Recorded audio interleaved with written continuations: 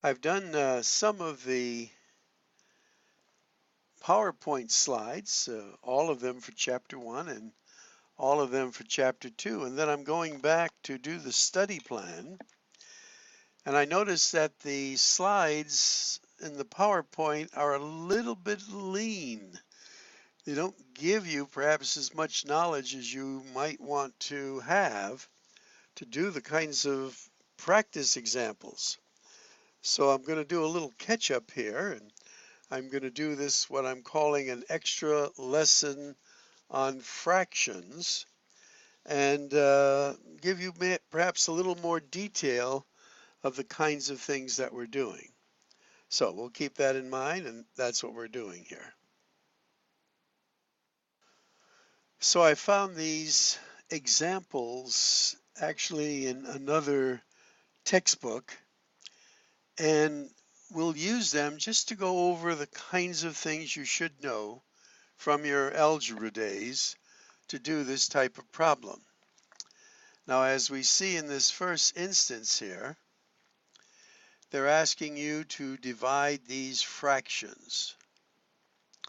So the strategy would be to change it from division to multiplication. So that's what I'm going to do.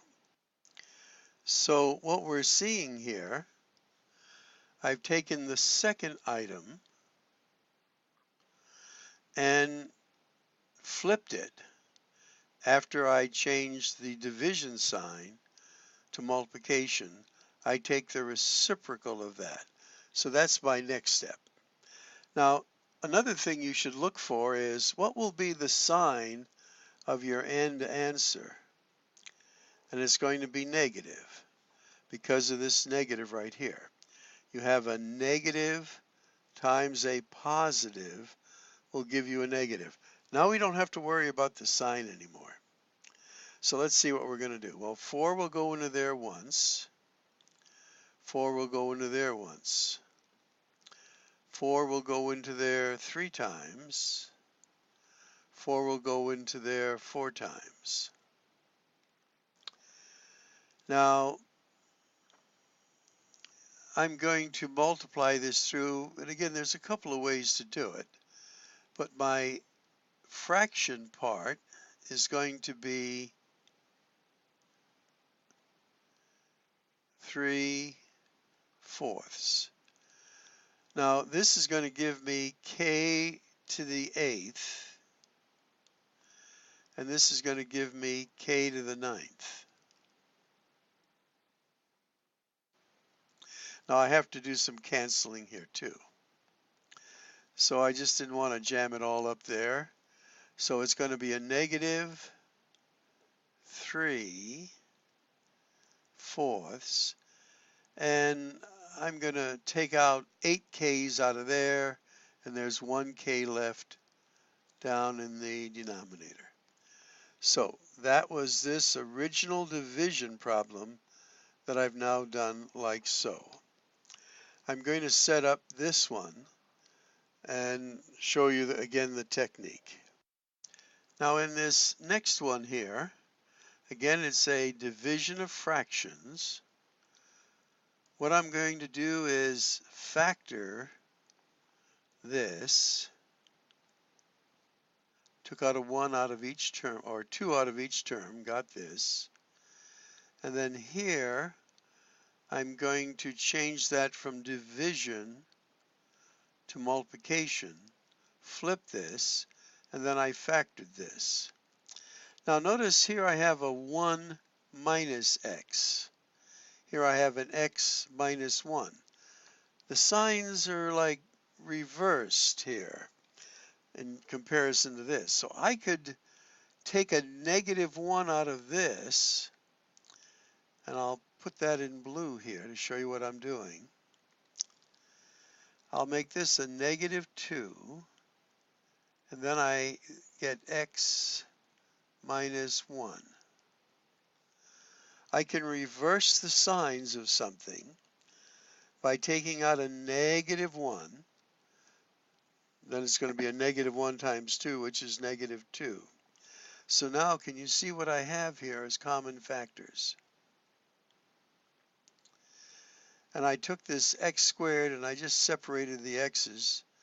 So I'm going to cancel out one x here. So now what do I have for this one? Well, it's going to be a negative on top. A negative 2 times 3x is going to be a negative 6x over 5. So that's what this one becomes. And again, a couple of techniques are being used there. And normally they say the position, they want to put the negative out there. I believe MATLAB will accept this one as well. This one's going to work the same way. In fact, you have one like this. So let me do this one for you as well. Now, as we do letter C here, this is a trinomial divided by a binomial, divided by a binomial and a trinomial. So we're going to change the division to multiplication, and we're going to flip this. But then actually, to simplify, we have to factor it. So we'll start here with this, looking for factors of 30 that add up to a negative 11. Well, I have a 5 and a 6, and they're both going to be negative. And you can check that by the FOIL. Now over here, I see the difference of perfect squares, which will factor into their conjugates. So this is going to be y plus 6, y minus 6. Now, this one is also the difference of perfect squares, and this will factor into its conjugates, but it's in the denominator now. So this is going to be y plus 3, y minus 3. And this one is now in the numerator. I'm looking for factors of 18 that will have a difference of 3. Well, it's 6 and 3, and I need a negative 3 from my middle term. So this is going to be negative, this is going to be positive. And you check it by foiling each one. So there's what I have, and now I'm looking for where I can find common factors. Well, here's one right here.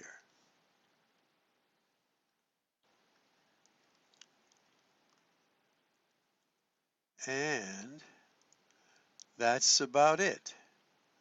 So my final answer then will be this, these two together, over this and this. Instead of taking all the time to write it out, you can see where we're going. This over this one and this one, and you leave it in factored form. Now here, very similar things going on. I want to go to adding some of these rational expressions.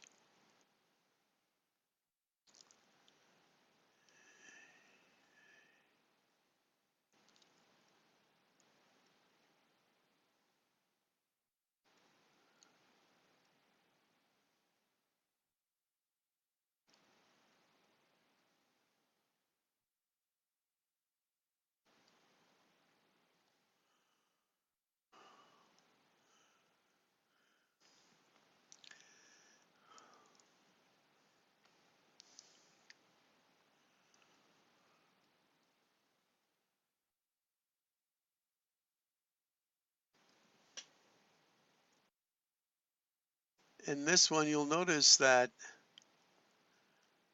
here we have this negative sign. The way to think of that is put a parenthesis right there, make this a positive, and just put the negative right there. So that is, you're going to change this sign and change this sign. So here the 8a's cancel out, and you're left with a positive 4b over 2, but you can cancel, and you're left with 2b. Now what I want to do is sum like this, because this is what you have on your practice and later the quiz me.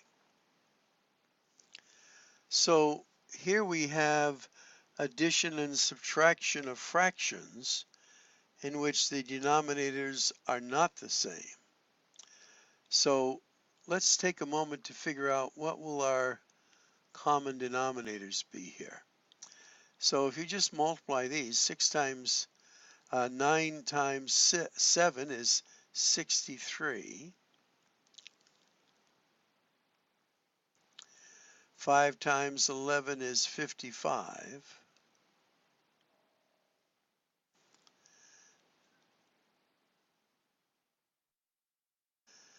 And here 5 will go into 40, so it's going to be 40x. Here it's going to be c squared. Now here's where we get to the kind that you are doing.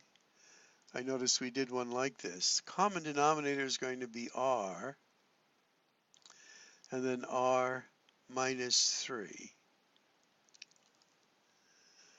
Now this is 9 times 7, that's 63, and this is 2 times 9. So there is a common 9, but I also need a 2 in there.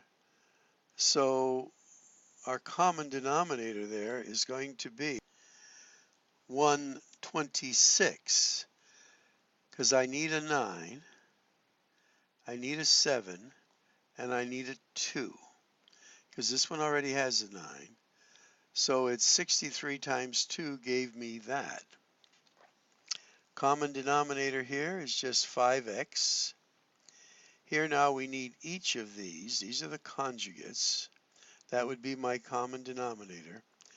This one, we had a little bit of this before. Notice the signs are reversed here.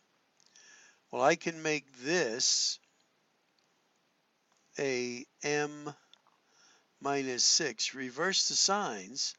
If I take out a -1, and I can put that negative up there. So this would change, and now my common denominator is just that. So to do this one, since I now have a common denominator, I have a -7 and a 2. That's going to give me a -5. And remember, you could put the negative over there as well. Now for here, in order to modify this fraction so it has this denominator, I have to multiply this one by x minus 6, this part over here. And this one I have to modify by multiplying it by this, x plus 6. So I'd have to distribute that, group like terms, and it's all over this. Now for here, I'd have to multiply this one by a 5, and then parentheses, multiply this by a 5. Distribute. This one is already the 5x. So once I distribute, I collect like terms, put it all over my common denominator. Here I have to multiply this by another z. And as I mentioned in my lecture, we are multiplying a fraction by 1 in the form of z over z. Multiplying anything by 1, that's the multiplicative identity, doesn't change its value, but it makes it an equivalent fraction so that we can add or subtract them with common denominators. Here we're going to multiply this by 1, but in the form of 7 over 7. And this by 1 in the form of 9 over 9. And then we get our items here. This by 11 over 11. This by 5 over 5. And that's how it's done. And again, there is some challenge. Here for number or letter K, you'd have to factor this, factor that, see what are the common factors to get your common denominator. Then you're going to multiply this by whatever it needs to make that common denominator. And they do get a little tedious. And then in the other part that we have is complex fractions. I see they had 2 examples on that. And what is a complex fraction? Well, by definition, it's when a fraction is in the numerator and a fraction in the denominator. So there's a couple of strategies, and actually I'll show you perhaps both of them, because I notice on one you pretty much had to use one and then the other type. But anyway, let's do the easy one first.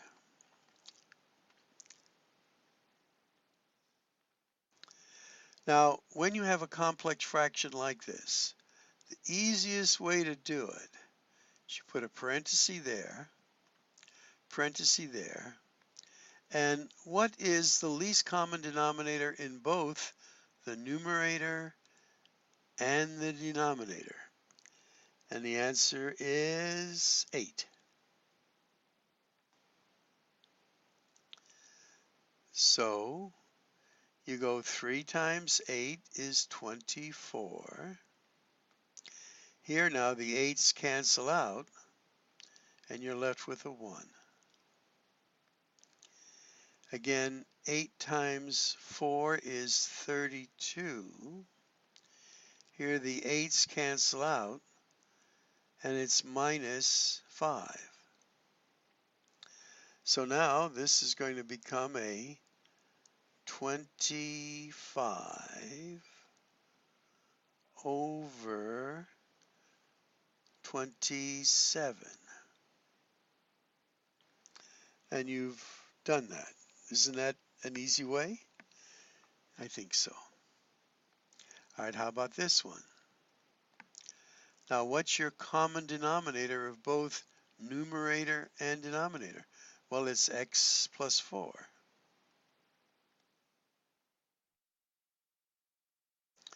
So actually, you can actually do the canceling here. Our numerator becomes x. This cancels out, and there's your answer. Now we're starting to get to the kind that you have. Common denominator for both of them is going to be a. So here the a's cancel out, and you get a 9. And then this is plus 9a. Here the a's cancel out, and you get 9 minus 9a. Now you might think you are finished, and you might be, but let's see what we can do here. Can you see you have a common 9? So you can factor that 9 out. So 9, 1 plus a, 9, 1 minus a. And now the 9's cancel out. So the answer to C is going to be 1 plus a over 1 minus a. Okay? And you can't take a negative out. That's not going to do anything there because they're not just opposite signs up here. Here this is a plus and this is a minus. That's not going to work. Okay, let's take a look at D now, and I'll set that up for you. One of the difficulties in using this page is that it has other examples on it and doesn't give you room to work. But here our common denominator of both the numerator and the denominator is xy. So here the xy's just cancel out, and I'm left with this, which happens to be the difference of perfect squares that factor into its conjugates. And then here the I should say the y will cancel first, and I get 4x right there, minus the y cancels, and I get a negative 5y. Notice I now have common denominators. I should say common factors, and our answer then becomes this. Okay, I didn't see any negative ones like this, so we're not going to go there to confuse you. Well, hopefully this has been helpful as a review of dealing with some of these challenging radical or rational numbers. There is a section 2 on radicals where you're asked to rationalize the denominator. I didn't do those. But again, ask your tutor, your instructors, if you have any problem, and read the textbook. That's going to be a good source of information as well. Wrapping this up.